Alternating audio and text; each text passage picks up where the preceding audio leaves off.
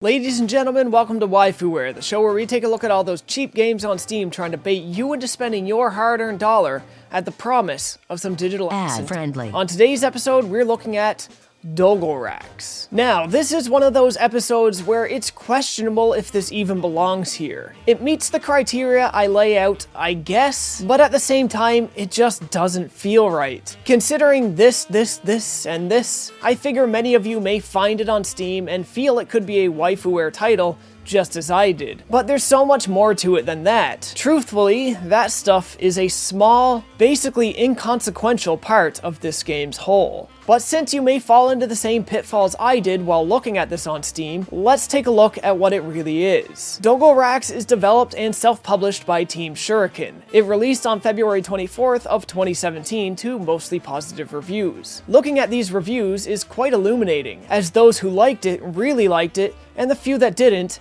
absolutely hated it. Personally, I belong more in the former category. At regular price, this game will run you $5.49, but it frequently goes on sale for as cheap as $1.09. If you ever played the game Another World, or Out of This World as it's known elsewhere, and you enjoyed it, this game is pretty much designed for you, though prepare for some random waifus and genre bending to pop up here and there. You begin by waking up on a strange and hostile alien planet, where everything can kill you in sudden and brutal ways.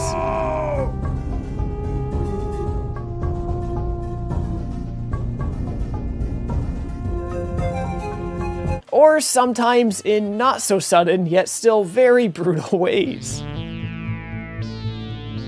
The controls are simple, as they mostly consist of your movement keys and a jump button, or occasionally a fire button. A lot of exploration feels like trial and error, and through trial and error and with a bit of luck and logic, you need to find a way to escape this planet and uncover the mystery of what exactly is going on here. What or who Dogolrax exactly is. This game's visual imagery and general weirdness really tickles me. In a way, it reminds me of some of the weirder stuff in Darkseid 1 and 2, but as if presented in the game engine from Another World. Though sometimes it'll suddenly become a side-scroll shoot-'em-up, or a game of Breakout. Truly an odd yet mystifying and alluring blend. Some of the game is a bit jank.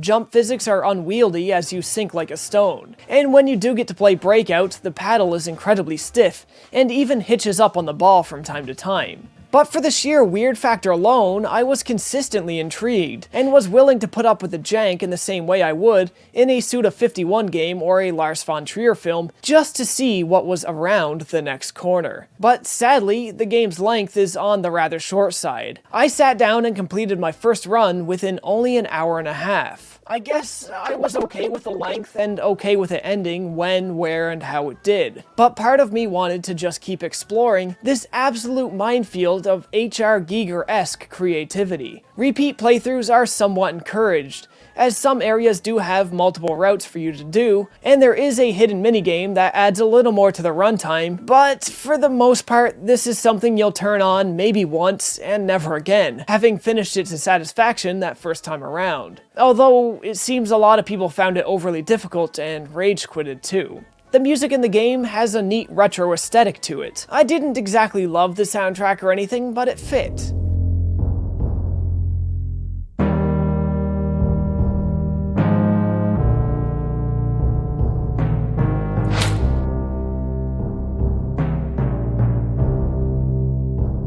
And I don't know, there's not much you can say about this game. It's weird, it's grotesque, it has waifus, and it's 5 different genres in a short amount of time. I legitimately enjoyed it through and through. The store page for Dogolrax states that it aims to surprise you in ways few games have, and they definitely done just that. I'd recommend this for more retro gamers with a penchant for all things avant-garde. And of course, to fans of Another World. But that's all I can really say on it. The sheer breadth of this game's weirdness needs to be experienced. It looks like a Waifuware title on the store page, and some parts of the game still look like a Waifuware title, but it really isn't one. This game is just something totally different, and something I totally cherished. And that's all I'm gonna say on it. If you liked this video, check out the Waifuware playlist, because there's a lot more where this came from. Before you go, make sure to like, comment, subscribe, and share the video if you can. If you really enjoy the content, consider supporting the show on Patreon, because God knows most of this stuff ends up demonetized. As always, folks, make sure to stay ad-friendly.